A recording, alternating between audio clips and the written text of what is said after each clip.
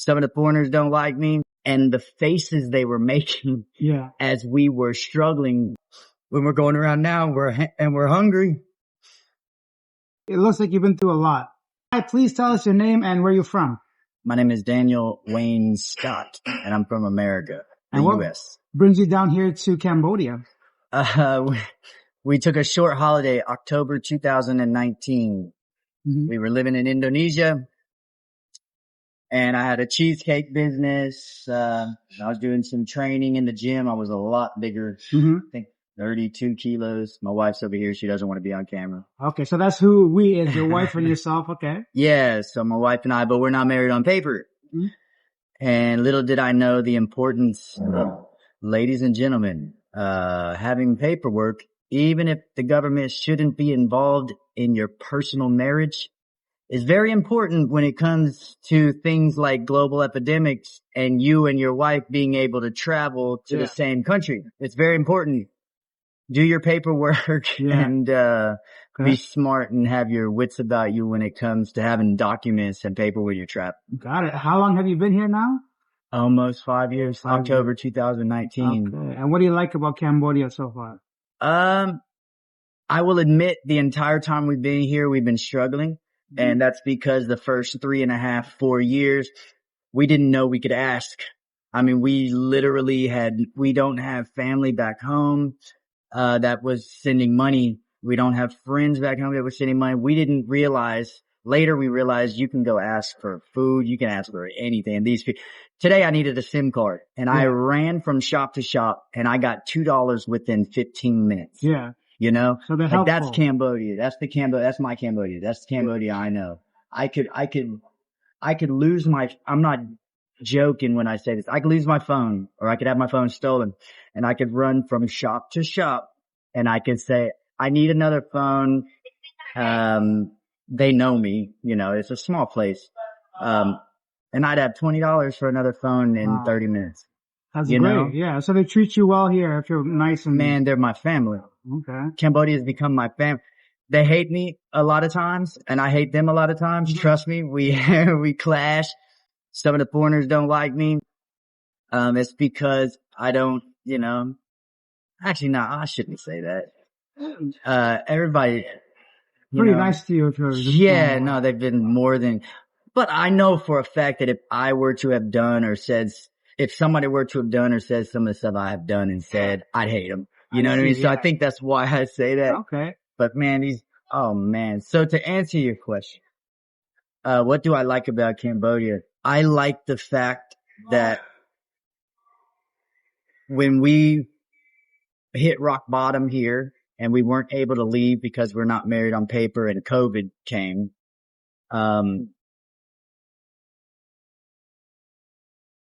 hindsight's 2020 and I look back and the faces they were making as we were struggling was like, hey, stupid, come ask me for help. Exactly. But it didn't register. You didn't think of it that way, right? Not at all. Okay. You know, and then, you know, when we're going around now, we're hungry. It's like the faces are like, well, it's about time, you dumb fuck. You know what I mean?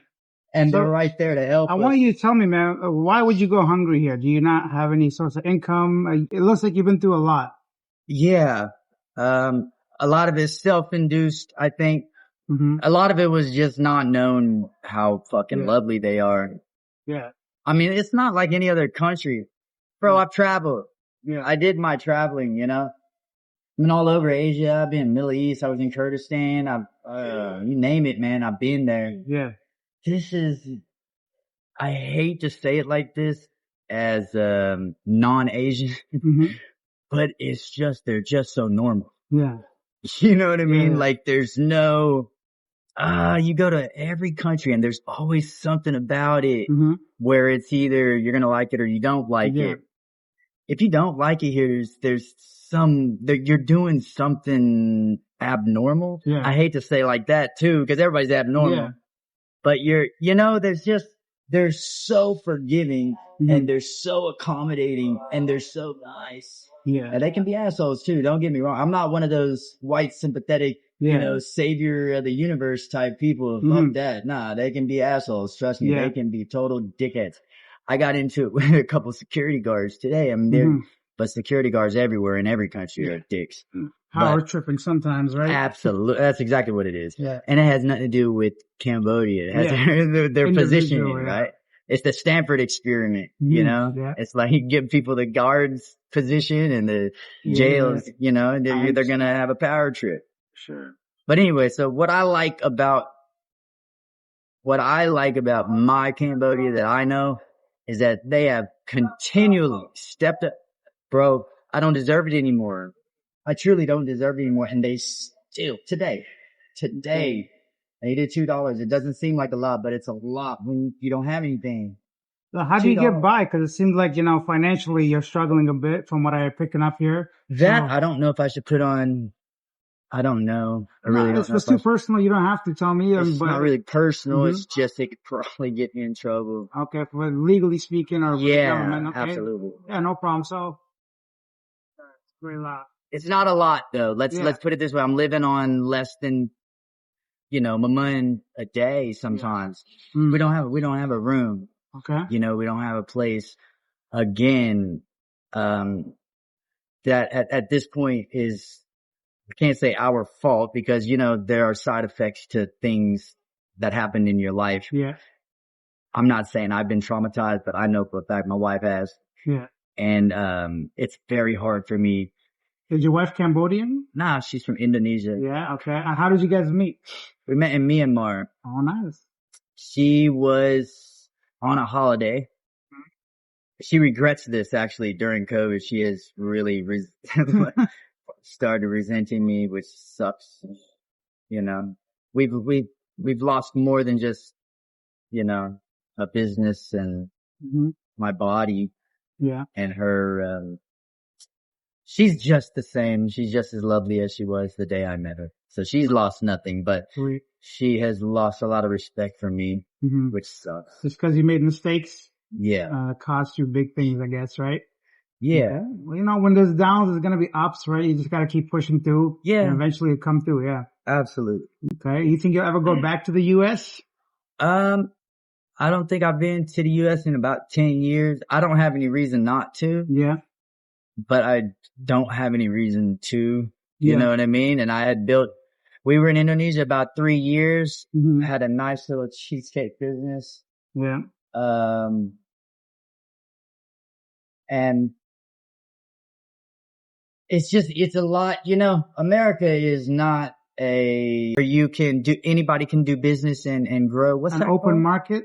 Yeah, they're not. They're not an open market. You know, it takes $40,000 to do a hot dog cart in New York. What has been the biggest challenge for you here, adapting to culture and people and just life in Cambodia? I think that's why me and Cambodian locals get along so well. It's sad, I think, but I've had zero time to even focus on the cultural thing. Yeah. I really have. We got here, you know, a couple months later, it was like we were on the street. Yeah. You know, like, and this was not, you know, there are people that choose to be out here on the street. There's people that choose to be out here. They live under the bridges. I could show you them now. I've seen some, yeah. They choose. They want to take their money. They buy dope or whatever it is that they want to buy. I shouldn't put it like that. No, I mean, it is what it is. It's factual. But my friends out there, I'm not talking crap. I'm just stating the fact. Yeah. We have, you know, everybody here has their little vice that they do. So I can't say that I don't embark and stuff, but my parties are a little different. Yeah. But is that what went wrong in your journey? Do you think because you kind of dabbled in some things that maybe you shouldn't have? And when we first, the day that my money ran out, and I'm talking, bro, I'm not bragging. Yeah. I'm just telling you where we were at $1,200 German luggage. Yeah. When we hit that moment, no, I could honestly say no. Had we partaked in smoking some weed or drinking some alcohol, yeah, of course, you know, but that was 100% not the reason why we, you know, If it was, I would tell you that has been the reason in the past. Yeah. It has been. I'm not going to lie. Yeah. It's been but never in Asia. It's always been too easy to get. I'm not saying I've been fired a lot. I've had really good teaching jobs. Yeah. Before I started doing a business, I have a curriculum in, the Thailand Board of Education, so I'm not bragging or anything. You have some credentials. I do, so I'm not saying that I get fired all the time. I just don't want people to read into that. Yeah. I want people to understand where I'm coming from when I say this. It's just too easy to go to another place and get a job. But here without that, man, bro, I consider myself somewhat of a hustler. I can make my way, and it's hard. It really was, because the things that I would go back to and try to do were either highly illegal. Yeah. And I don't want to do it anyway because I'm married.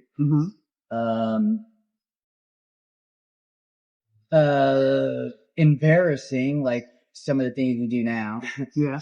Now, what about the expat community here? Like, are they supportive? Do they, like you said, you talked about it a little bit earlier, but like, I'm telling you, there's good and bad everywhere, right? And, but I've yet, and I'm trying to think of one. I really want to think of one so I could talk some shit. Yeah. But I've yet to, I get dirty looks every once in a while, 100% deserved. 100%. Why do you think you deserve dirty looks? Because, imagine you and your wife, let's say you're married or your husband, whatever, is going through the worst situation that they've ever been in. That's prolonged 4 or 5 years in a country that's so fucking hot sometimes, bro, you can't breathe. I can imagine that. Back, the first 3 years, we didn't even know we could ask for water, and for the first year, we didn't even know about water. Like the water in the thing. I'm telling you, we were stupid struggling. Yeah. Cause we didn't ask. You probably had some pride. You didn't want to maybe admit the fact that you're hitting rock bottom a little bit, right? Maybe, yeah. And I think that was whenever I started smoking a little, Yeah. I'll admit that. And I think, that and trying to stay awake at night, was another thing. But that's, to be honest with you, I can't even blame it on that. Yeah.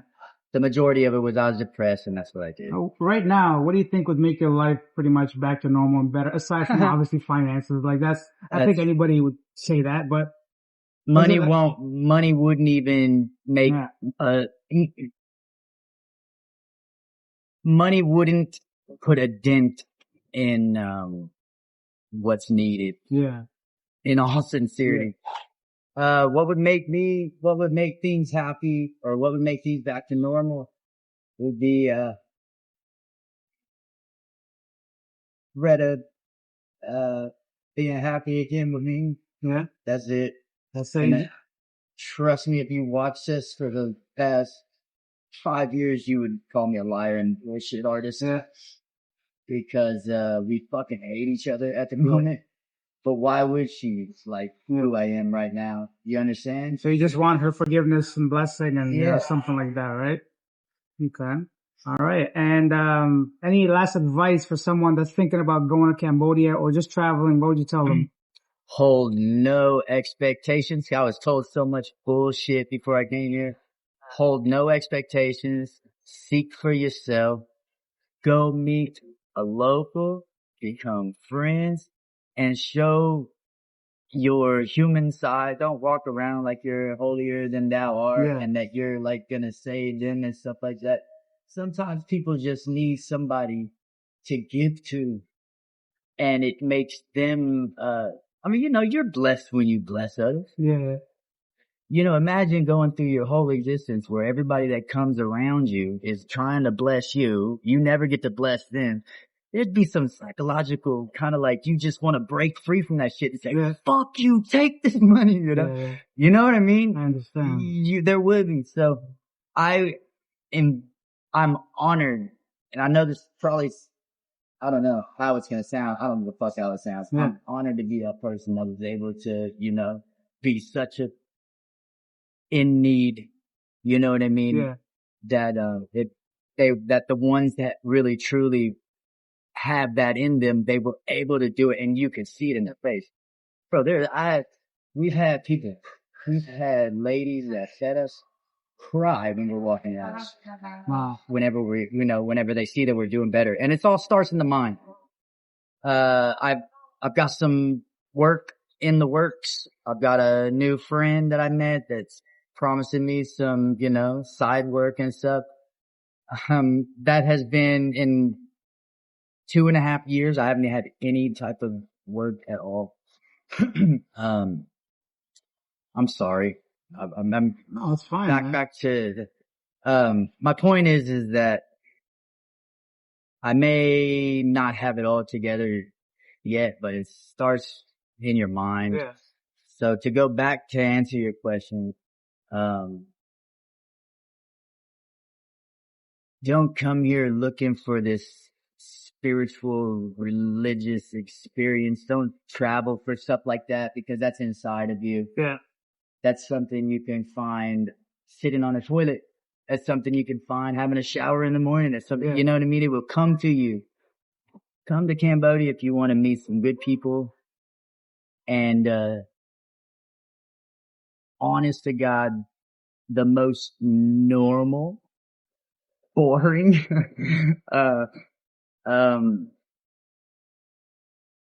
lovely,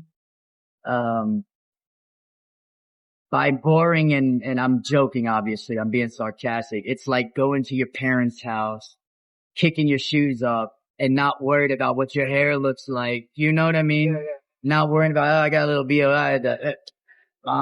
You know what I mean? It's that. If you want that, come to Cambodia.